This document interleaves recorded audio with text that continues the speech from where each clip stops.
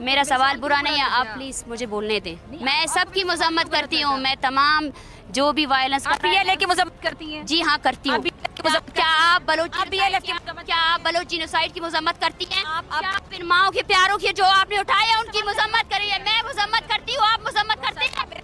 मैं मजम्मत करती हूँ BLA की, आप क्या अपने स्टेट की मजम्मत करती है? बलोचिस्तान के लोग इंडिया से इस टाइम पे हेल्प मांग रहे हैं, क्या वाकई माजी हमें ये बताता है कि चाहे वो 71 की जंग हो, चाहे वो बांग्लादेश मशरकी पाकिस्तान का मामला हो, ऐसी पॉलिसीज रही हैं कि जिसने हमें कहीं का नहीं छोड़ा।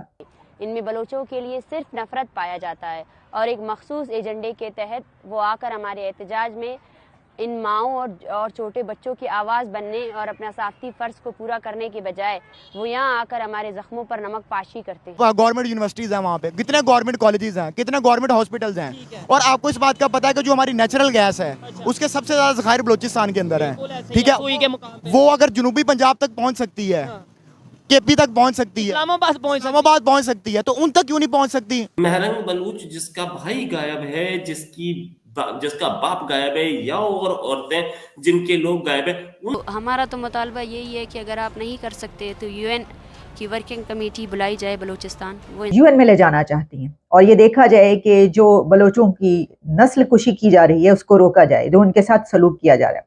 तो देखिए कि हम किसी भी मसले को हल करने के बजाय उसको अपने आखिरी दम तक ले जाकर बढ़ाने में माहिर हैं, क्योंकि जय हिंद दोस्तों। पाकिस्तान के एक प्रांत है बलूचिस्तान, वहाँ के लोगों को आया दिन उठा लेते हैं पाकिस्तानी आर्मी ISI दोनों। ये पूछने के लिए गई थी महरान बलूच के इंटरव्यू लेने गई थी फिजा अकबर, वो बोल न्यूज़ की एंकर है, बहुत आया दिन भारत के गालियाँ देती है, प्रोपेगेंडा चलाती है फिजा को। जो जवाब दिया है बलूच के शेरनी ने, फिजा भी चौंक गई थी, ऐसा जवाब देगी कि पाकिस्तानी वो आर्मी ही जो कहते हैं वो ही लिखते हैं, इसलिए आर्मी की तरफ ही गई थी। वो बलूचिस्तान के लोगों को बहुत टॉर्चर करते हैं पाकिस्तानी आर्मी। जो फिजा को इसने धोया है वो आगे वीडियो में देखेंगे अब। जय हिंद दोस्तों। और उसके बाद डॉक्टर महरंग बलोच जिस धरने को, जिस प्रोटेस्ट को लीड कर रही हैं, वो अब कहाँ तक पहुंचा है? तो वो अब वहां पर पहुंचा है जहां पर बात हो रही है वियना कन्वेंशन और यूनाइटेड नेशंस में ये इशू ले जाने की। डॉक्टर महरंग बलोच की वीडियो इस वक्त एक सोशल मीडिया पर वायरल हो चुकी है, जिसमें वो ये कह रही हैं कि उन्होंने सारा बताया है कि अब तक ये मामला कहाँ पर पहुंचा है, क्योंकि जो हुकूमती कमेटी है उसके कान भी उनसे पहुंचे बातचीत करने के लिए, लेकिन उन्होंने ये कहा है कि वो इसको UN में ले जाना चाहती हैं और ये देखा जाए कि जो बलोचों की नस्ल कुशी की जा रही है उसको रोका जाए, जो उनके साथ सलूक किया जा रहा है। तो देखिए कि हम किसी भी मसले को हल करने के बजाय उसको अपने आखिरी दम तक ले जाकर बढ़ाने में माहिर हैं, क्योंकि माजी हमें ये बताता है कि चाहे वो 71 की जंग हो, चाहे वो बांग्लादेश मशरकी पाकिस्तान का मामला हो, या फिर उसके बाद में आने वाले या उससे पहले अफगान जिहाद से लेकर अभी तक दोबारा अफगानों के तालिबान के हुकूमत में आने तक, ऐसी पॉलिसीज रही हैं कि जिसने हमें कहीं का नहीं छोड़ा। और इस वक्त भी हम ये देख रहे हैं कि वो इशू के जो आपको आगे बढ़कर इस वक्त बलोचों को गले लगाना चाहिए था, तो आपने क्या किया कि आपने अपनी कम अकली ना अकली से उनके पीछे पुलिस भेज दी और उनके साथ जो सलूक हुआ है, तो पूरी दुनिया में इस वक्त इसकी गूंज पहुंच रही है। और ये मैं आपको बता दूं कि जो लोग ये कोशिश कर रहे हैं कि ये जो धरना है, ये जो अब ये लहर उठी है, ये जो प्रोटेस्ट बलोच खवातीन कर रही हैं, इसको दबाया जा सके, ये अब नहीं हो सकेगा, क्योंकि डॉक्टर महरंग बलोच का नाम जो है वो तारीख में लिखा गया। इस तहरीक को जिस तरीके से उन्होंने आगे लेकर वो बढ़ी हैं, वो अब हो चुका है, आप इसको नहीं दबा सकते।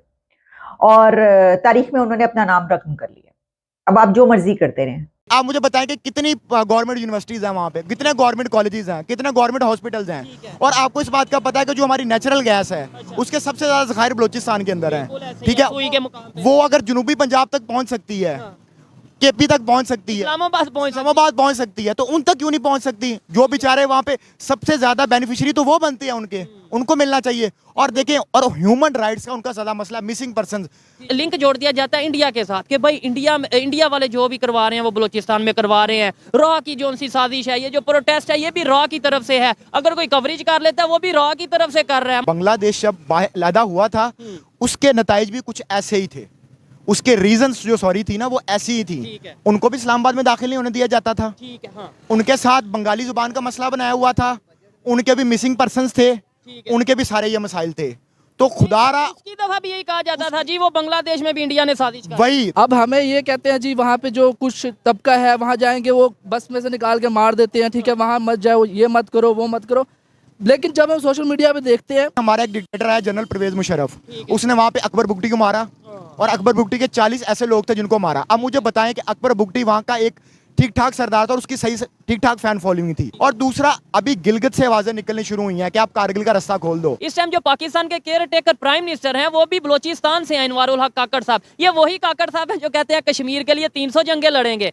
काकड़ साहब, आपसे ये सवाल है कि बलोचिस्तान के लिए कितनी जंगें लड़ेंगे या बलोचिस्तान के लिए किससे जंग लड़ेंगे? आपके पास 5 सूबे हैं और आपसे कंट्रोल नहीं हो रहे, और इंडिया देखिए कितना बड़ा है, ठीक है, वहाँ पे कितनी स्टेट्स हैं। ठीक है। अच्छा, ये भी कहा जाता है कि भाई क्या नाम लेते हैं, इंडिया प्रॉपर बजट रखता है बलोचिस्तान के लिए, इंडिया प्रॉपर जो सा बजट रखता है पाकिस्तान में ऐसे इश्यूज करने के लिए। आपको लगता है कि इंडिया को जो आपकी बड़ी तल्ख बात करें, जो आपकी हरकतें हैं ना, उसको उनको इंडिया को बजट रखने की जरूरत ही नहीं है। जिनके बाप का ये मैडम 30 साल के आसपास उनकी उम्र है, डॉक्टर हैं पेशे से, आराम की जिंदगी जी सकती थी, लेकिन अपने लोगों के लिए आई। और इन्होंने एक इंग्लिश में भी एक वो दिया कि हमारे जो रिसोर्सेज हैं और हमारे जो लोग हैं, हमें बचाओ, हमें ये करो, हमें हेल्प करो। ये अगर ये लोग अपने भाइयों के लिए अपील नहीं करेंगी और मीडिया इनकी आवाज नहीं उठाएगा तो कौन उठाएगा? लेकिन पाकिस्तान में ऐसा कुछ होता नहीं है ना। और एक बात, हमें इस बात की बिल्कुल भी अफसोस नहीं हो रही है कि आप लोग बलोचों के साथ किस तरह की नफरत के साथ पेश आ रहे हो और किस कदर बुग़्ज़ रखते हो, बल्कि हमें खुशी हो रही है कि आप लोगों अपने हकीकी चेहरा दुनिया को दिखा रहे हो और दुनिया आपकी असलियत से वाकिफ़ हो रही है। आखिर में हम वाज़ेह ऐलान करते हैं कि इस्लामाबाद में मौजूद मुखलिस और हकीकी मायनों में सहाफ़ियों के अलावा बलोचों से नफरत रखने वाले सहाफ़ी और रियासती एजेंट नुमा सहाफ़ी हमारे एहतजाज में आने की ज़हमत ना करें। Thank you. ये लेडी बार बार ट्विटर पे वीडियो निकाल रही है कि भाई हमें बचाओ, हमारे साथ एक तो हमारे भाई गायब, हम इतनी दूर से आए, हमारे साथ रास्ते में हमारे को वाटर जेट मारे गए, उसके बाद अब भी हमारे साथ बदतमीजी हो रही। हमारे साथ जो जो एक दो जर्नलिस्ट हैं या 3-4 जर्नलिस्ट हैं या 5-6 जर्नलिस्ट हैं, वो आके ऐसे क्वेश्चंस पूछ रहे हैं कि आप इसे कंडेम करो, उसे कंडेम करो। अरे कंडेम करके क्या हो जाएगा? बीएलए को कंडेम करके क्या हो जाएगा? आप इनकी प्रॉब्लम नहीं पूछ रही हैं। इस्लामाबाद में सहाफत जैसे मुकद्दस पेशे से ताल्लुक़ रखने वाले लोग भी बलोचों के लिए इस कदर नफरत रखते हैं। हम इस रवैये और